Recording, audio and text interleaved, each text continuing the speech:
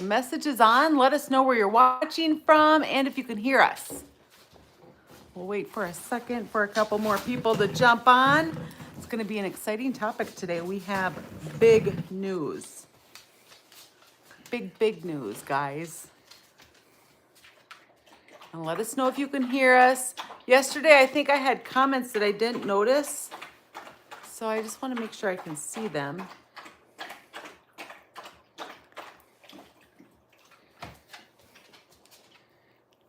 All right, let's get started, guys. We are back and we're going to talk about trying to get that first touch on your donkey. I have people asking me questions about this, and it's something I see it a lot. Your donkey, like maybe they're okay now when you come in and out to feed them. Maybe they'll even take some hay from your hand, but boy, oh boy, you try to touch them and they're like, out of here. Yeah, I'm out of here, man. No way. So that's what we're going to be talking about. Now, when we first start doing this, there's a couple different ways that you can work on getting first touch. So we're going to talk about the two different ways that I guess we're aware of, or I'm aware of. And then we're also going to talk about like the pros and cons of the different ways and what you need to do to help make sure either way is successful and leaves your donkey's mind in a good place. Because Yes. it always comes down to that.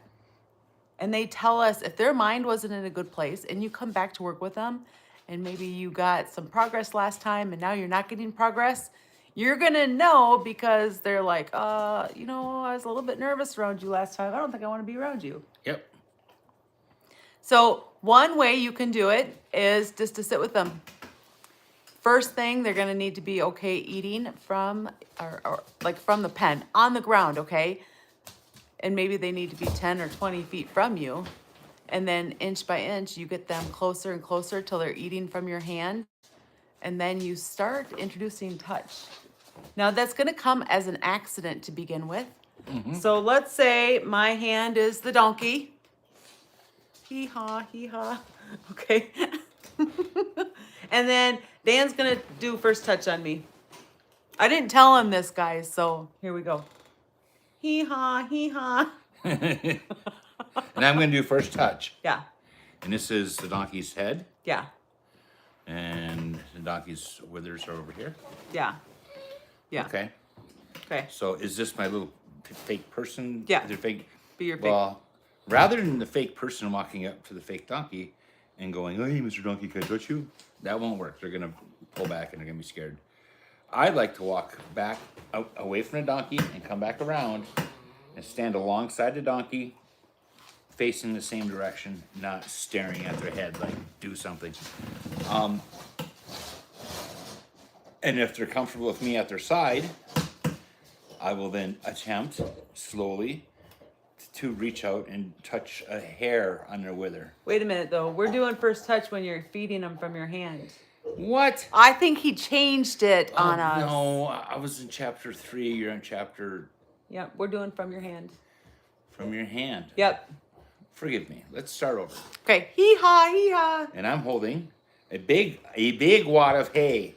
The bigger wad of hay, the better. Not 7 strands. And not just big, but long. Yeah, long, because you get it so it's long and sticking out. And then you let the hay go towards Mr. They can't see your hand yet. My hand's right here. Okay.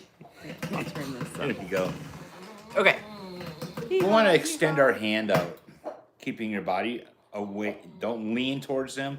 Don't lean forward, but stick your hand out towards Mr. Hee-Haw with the long pieces of hay hanging out, and get it a distance, 1, 2, 3 feet, 6 inches from the nose, and stop and just wait.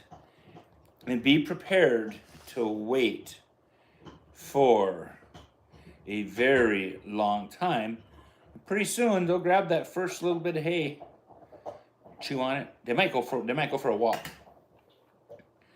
And then when he wants some more, they'll come back and stand in that same spot and repeat the process.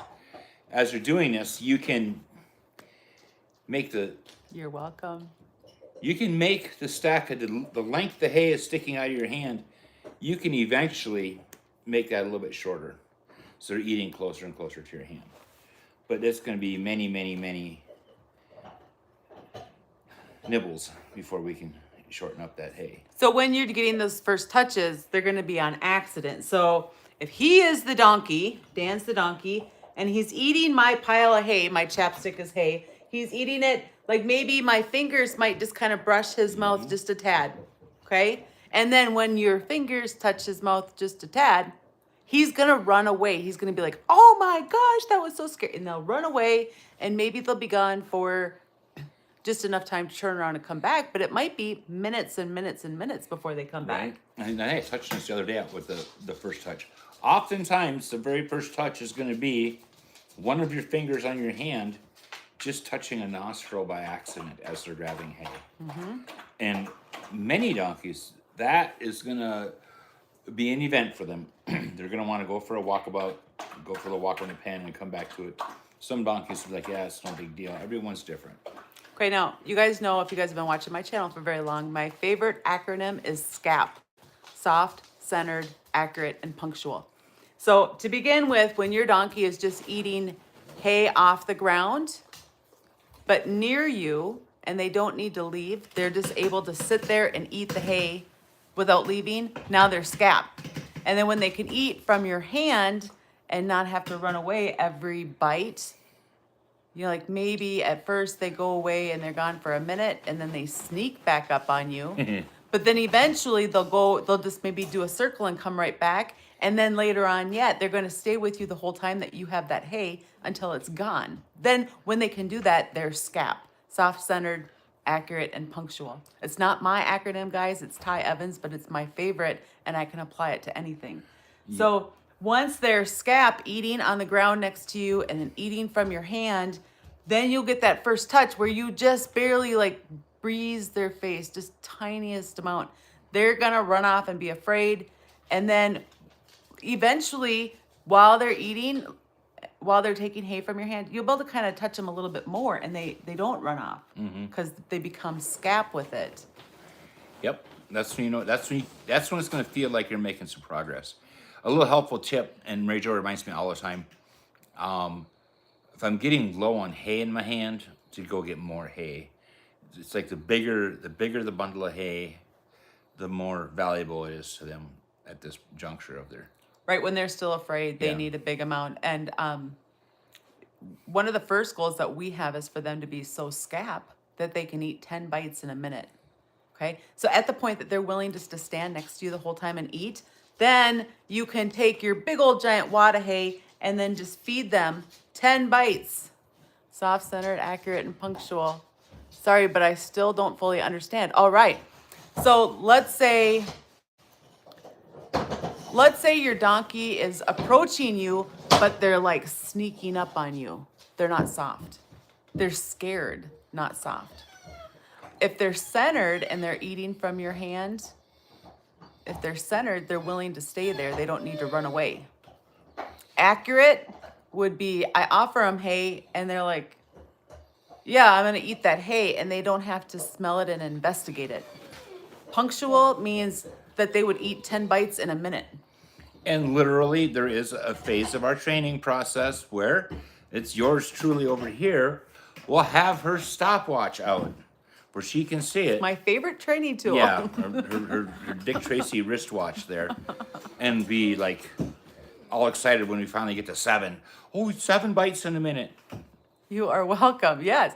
So I can apply this to everything, this SCAP, whether we're working with getting first touch or getting their feet picked up or we're saddle training. It doesn't matter. I can apply it to anything. And Ty Evans, who uses this, he has trained wilds, but that's not his thing, right? His thing is mules, and that's part of what he uses. So we want SCAPness with every stage of what we do.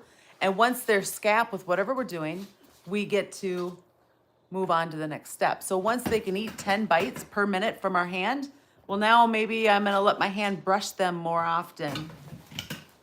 And then they're going to do that. Oh, and those eyes. So that's one way to do it. And then eventually, when they're so SCAP that they'll sit and eat with you as long as you have hay in your hand, well, now you're giving the donkey, hey, donkey, And then maybe you touch them while they're eating. Just a breeze, guys, because they're going to get scared. Now, when they get scared, do they need to leave for 5 minutes? Do they turn a circle and then come right back to you? Because that amount of time that they have to leave will decrease Yeah. when they become more scap. Yep, and they'll just stand there. Once they're scapped, they'll just stand there. So we can help other people understand the full scap effect. Describe what scap and putting a halter on would look like. All right, so soft, centered, accurate, and punctual. Let's say I'm putting my arm, you're gonna be my donkey. He's kind of just kidding. So if I'm putting my hand around where I'm gonna be putting that halter around and he's tense, then he's not scap because he's not soft, right? Centered, does he stay here or does he lean away or does he lean into me? Sometimes when they lean into you, it's actually a defense mechanism because their heads are so powerful, right? So if I'm going like this and he starts to really push into me, he's saying, I am afraid. And I think maybe I'll defend myself with my body. Okay. So soft, what does his face look like? Is it relaxed? Okay. Or is he scared and he's stiff? Okay. I love your faces. So that's soft. Centered, do they stay there or do they lean away? Now remember, when you're watching that leaning part, and this is all stages, whether you're feeding them or haltering them, this much matters, okay? When they start to lean, they're saying, I think I'm getting a little bit nervous. And when they start to lean towards you, they're like, I think I feel good around you. Like, I think I'm gonna stick around and you're kind of fun, okay? Yep. So that's centered, accurate. Well, when I get this point, I say, put your nose in there. And then I sit and I wait for like 20 hours. Okay, not maybe that much, but I wait forever. And they get curious and they start to lean their nose in there. And then I reward them. Now, we use the word deet with a D. It's like feet, but with a D. And the reason I use that is because somebody I was watching used that. And it doesn't sound like anything else I say, right? So if I were to say, yes, or good girl or good boy, well, I might say that during everyday conversation, and then they're going to think they're getting a release or they're doing what I'm asking. But when I say deet, it doesn't sound like anything else I say. Yeah, it's a strange word that it doesn't sound like anything else you're going to say. Right. Yeah. So when I say put your nose in there, are they accurate? Do they put their nose in there? Because eventually they will, guys. When I've trained them to accept a halter, they're curious enough that they're like, you got any more food? Because remember, at this stage, I'm still using a lot of food. Yep. So that's accurate. And then punctual, when I put my arms around to get their head in their nose in the halter, does it take minutes? And sometimes it does. Or do they just like, oh, I know what you want, and they do it? So that's the punctual part for haltering. Yep. Yep. Now, the other way you can go about getting first touch is a long stick. Now, the first times that we did this, and now a long stick, if you go to the store and you look for like a carriage whip that they use for like driving a buggy or something, they're super, super long. We've used pool noodles. We've put hay in the end of poodle noodles. Yes, Poodle yes. noodles. Remember the Donkey Feeder 2000? We stuffed hay in the 8-foot-long pool noodle to try and get them. Didn't work. That noodle is just too thick and scary. I don't think I'd do that again. The carriage stick also has a rope hanging off the end of it. Ours does not. It fell in the pan and somebody I think chewed it off, and there's no need to have a rope dangling from the end of it. The rope can come in handy later on, but we can always just tie a piece of twine on. Yeah. So with that, what we used to do was we would put it out, and as soon as they stopped moving, we would take away the pressure, and then we would touch them with it, and as soon as they stopped moving, we would take away the pressure. That's not what we do anymore, okay? Now from like 24 feet away, I pretend like I'm petting them. So I pretend like I'm going around the silhouette. And as soon as I see a sign of relaxation, and this is where learning to read your donkey's body language is so giant, and they need it so much. So signs of relaxation could be a deep breath. It could be their ears turning and listening to something besides you. It could be blinking, licking and chewing, leaning towards you. Leaning away would be a sign of wanting to go, right? So as soon as I see a sign of relaxation, I take away that pressure. At the very beginning, I would take away that pressure and walk to the other side of the pen if I'm not already there. But, oh, sorry, that was Calamity. She's so helpful. Yeah. Normally we have her in the kennel. I stopped petting her for 3 seconds. That's my my penance. Sorry, guys. Okay. You know, You go. at this point, with the long stick and pretending to pat the silhouette of the donkey until they show you some sign of relaxation, I want to be clear. A motionless donkey with a slight overbite and some wrinkles by the corners of their mouth, and they're wide-eyed, might give you the signal that they're okay with what you're doing. That donkey's froze up, locked up. That's an elevated donkey. They're so stoic that you need to give them a break at that point. Right. Parrot lip. So that's what we call it. So when their top lip. Stiff. I can't do it. Can you do it? Yeah, there. He did it. When their top lip is sticking out farther than their bottom lip, that's anxiety and nerves. But when their bottom lip is like hanging, that there is a sign of a relaxed donkey. That's super good when it's hanging and like Bubba from Forrest Gump, the kid that had the big lip. That's a great thing. An improvement would be even lips. No, even can be a sign of anxiety or comfort. You got to watch your donkey. So it depends, right? So if your donkey, if you go down there, maybe from a distance, you're watching it and their lips are pretty even, that can either be a sign of anxiety or just their norm. Or I take it as if I'm working a donkey that has a severe overbite, okay, and it needs a break, and I know it's capable of having a dangling lip, but it doesn't yet. But that lip is evened up, and it's no longer. So it's more relaxed than it is if it has a parrot lip. Yes, it's not like in a state of zen by any means, but it has come down several levels. Yeah. So when we're doing that, we're kind of following their silhouette. The other thing that you'll notice is when you get closer to them, their body will flinch like a fly is landing on them. Okay. So if they're doing that, I'm not going to touch them yet. I'm going to wait until they're scap. Do they stand there? Are they soft? Or are they like, so soft, centered? Did they stay there? Are they leaning away or towards me? Centered, soft, centered. Sorry, accurate. Do they run off or do they just stand there?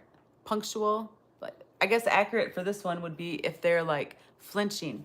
If I go to touch with a stick or my hand and they're flinching, sometimes I might just lean away and say, "Oh, I see that you're kind of nervous there," okay, and not touch them. Yep. And then when I do touch them and they get scared, I'm not going to like follow them and I'm not going to talk to them. At this point, we really need to be like monotone. So you might notice in here, I'm a little bit of a spaz, you guys, a little bit. But when I'm in the pen, I really try to be like monotone, boring. What's your smirk for? I'm just a happy man. Because you got me on camera saying that. Yeah. So when you're in the pen, don't be like, "Oh my gosh, good job." Because when you do that, your donkey's going to be like, "Oh my gosh, I was kind of nervous and now she or he looks kind of nervous and it's good that I was paying attention to these nervousness signs." Right. But we're all human. You're going to slip up and get excited when they do the right thing. Just if you have a training partner, you guys police each other, or just be cognizant that when you finally accomplish something really difficult, we get excited.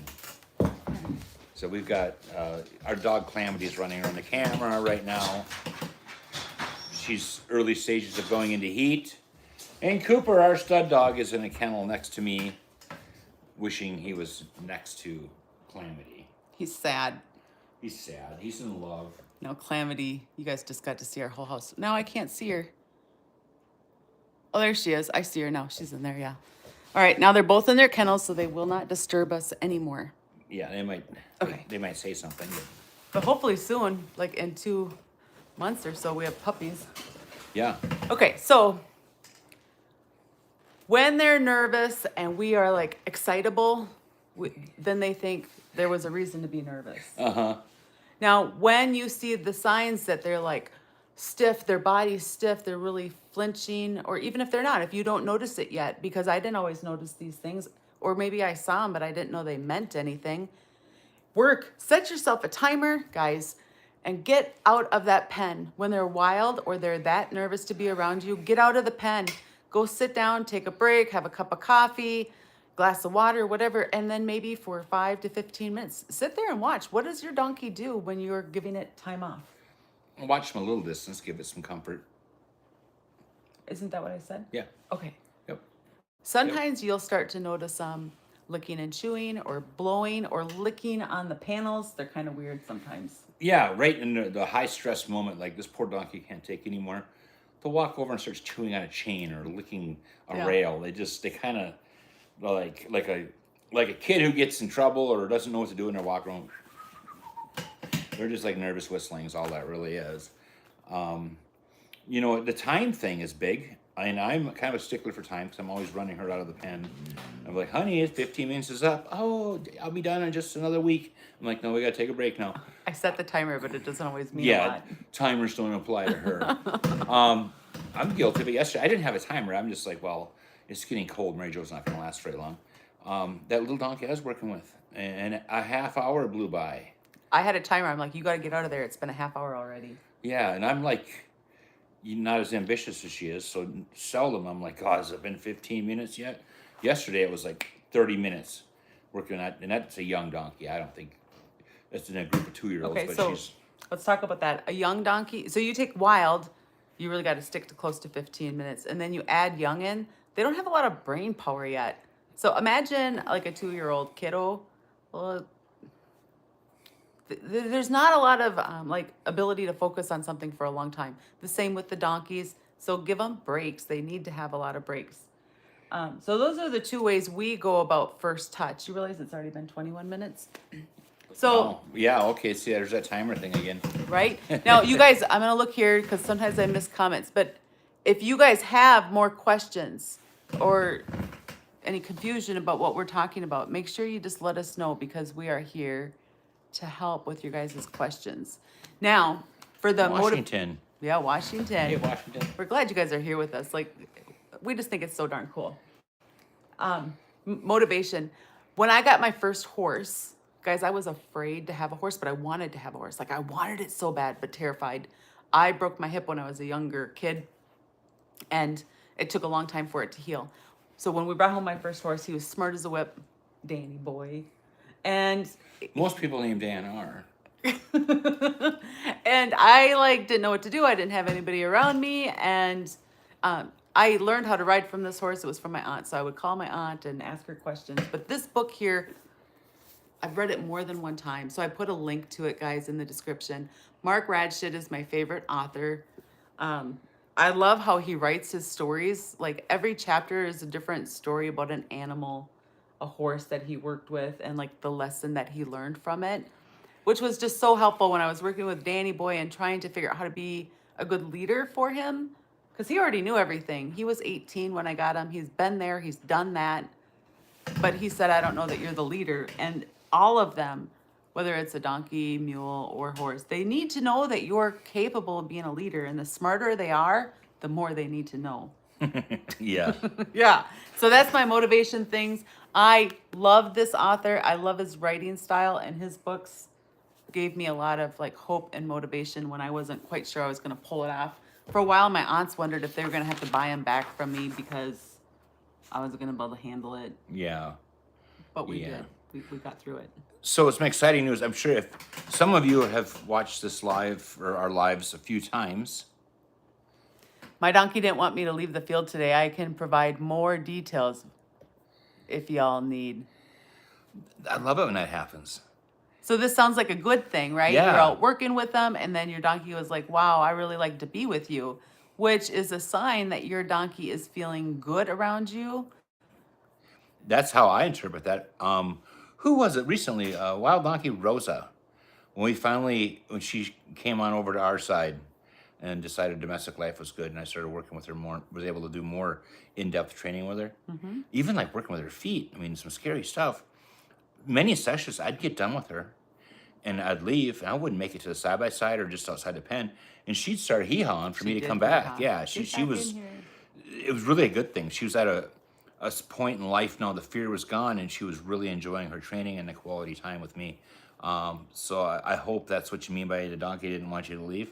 If it wasn't what you mean, let us know. Give us the rest of the details. So. Yeah. No, we have a jack donkey here who didn't want me to leave this morning. So, and that wasn't necessarily a good thing. So I hope yours was a good thing. So we have big news that we're going to announce today. Yes, and if you notice, I'll go back to where I started earlier, and I sidetracked myself. If you notice, she's forgetting to breathe, and she's talking really fast, like an auctioneer. We've talked like an hour and a half, and you've done it in 20 minutes. What's been a process is we already were trainers for Forever Branded to take wild Mustangs and get them to the next level. Catching them, haltering them, brushing them, leading them, picking up their feet and getting them loaded in a trailer, and then finding a home for them. So that's expanded to now we got paperwork is done. We've been told we can announce this. We are an official adoption center Yes. for Forever Branded. So that means you can come here and pick out your wild donkey that you want. We'll keep some Mustangs sometimes, but our thing is really the donkeys. Yeah. And what's cool for you guys to know is that you can train a donkey or a horse, Mustang, mule, any of them, the same way we train the donkeys. It's just that you're probably going to go faster. And we've been told by folks who've been in this industry far longer than us and have far more experience and in-depth knowledge that if you can gentle wild burros, you'll find the horses to be much easier. They just move faster. Yeah, they move right? faster. Yeah. Yeah. But so we're super excited to be an adoption center. So that means that you can come here, pick out your wild burro or Mustang, and bring them home right from our place here. We are in Montana, central Montana, just north of Billings. Yeah, let me expand on that. We don't have all the details finalized yet, but it's a brainstorm we've had for just a few weeks. We kind of thought of it when we went to Utah last to get more donkeys. I think that there's people in this country who would enjoy and greatly benefit from if they were to come to our property. We're going to provide lodging with hot and cold running water, indoor plumbing, and your own kitchenette in the form of a couple of campers, which idea is to have them placed next to 2 training pens. And we do want you to get 2 donkeys. They shouldn't be alone. You can come here, pick out your donkeys from the wild pen. We're gonna get those donkeys loaded into a trailer. We're gonna have to chase them in there, and then we're gonna short truck them a quarter mile across the property to another training facility, and then we want to work with you hands-on, 5, 6, 7, 8 hours a day, for a week, so that when you leave and go home, it's a donkey. You get the badge of honor that you were directly involved in gentling this wild donkey, and we're gonna help you and your donkey succeed. So there's a couple different ways this could be done. So I've been approved for, the program used to be called tip training, but where we get them doing the main basic things, right? And then you can come and bring it home. And it's already accepting a halter, going in the trailer, all that stuff. So it could be where you're bringing home one that we got doing the basics, or you could be bringing home one that has 0 touch yet. So you stay here for a week, and we will help you learn to read the body language. And every donkey is different.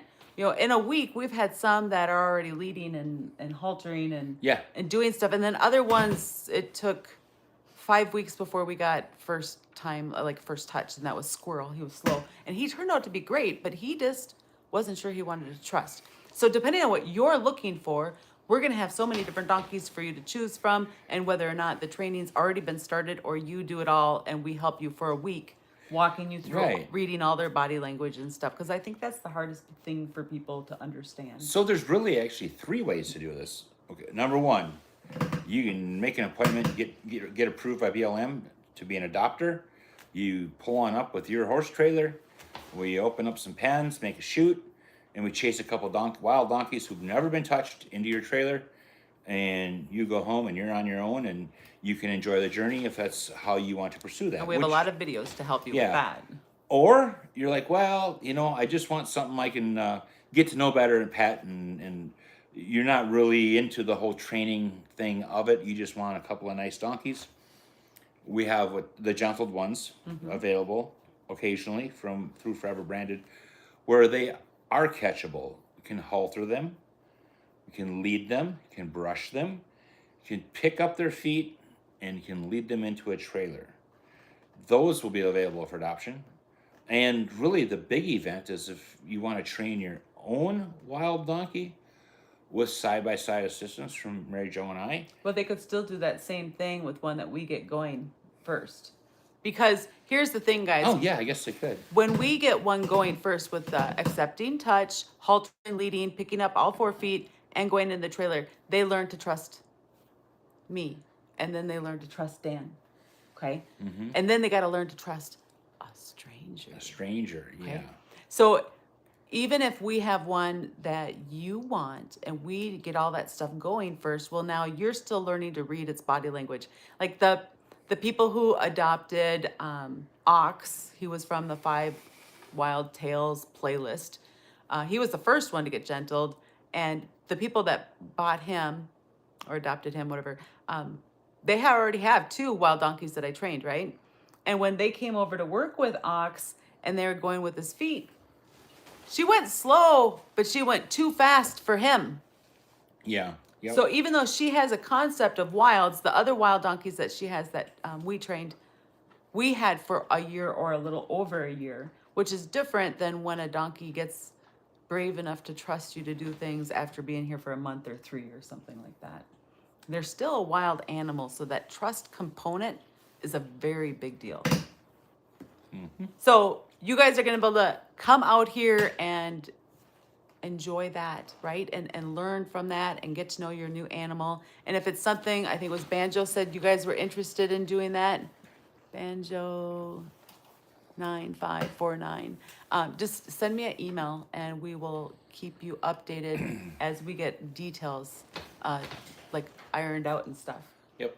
Yeah, we're super excited about this. So we had created a nonprofit 501c3 to do work with the government with the wilds, and we got a contract, and nothing has happened with it yet. So getting this approval with the Forever Branded to be an adoption center and already being a trainer for them. Dan's my guinea pig for the first like stranger to be picking up their feet and stuff like that. I'm the guy in the video that we have to send to Forever Branded. Yes. Yeah. And sometimes it would be you guys when you're adopting them. Yep. But yeah, so we're super excited about this. Make sure you like let me know when I'm posting if there's other topics you guys want us to discuss. Like we were talking today, like where do I find your email? trainingwildburros@gmail.com. So it's the same as my name, trainingwildburros@gmail. I think it's probably in my YouTube description. I'll have to look. Okay. But yeah, trainingwildburros@gmail.com.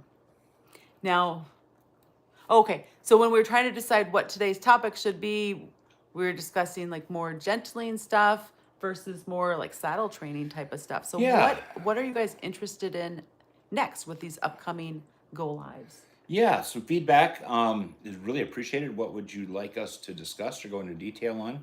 Because we're just kind of pulling at straws, trying to guess what y'all would like to hear about. So drop a note. I have this rope. I could use it on Dan to show you guys timing. I want to see you swing that rope without catching yourself. Well, who said I was going to have to swing it to teach about timing with this rope?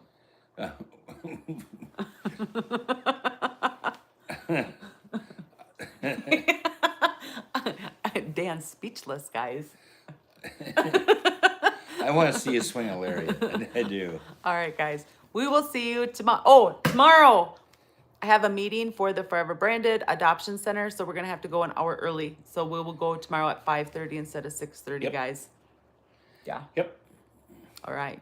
We'll see you tomorrow. Thanks Hey, for joining us. You bet. You guys have a good night. Bye.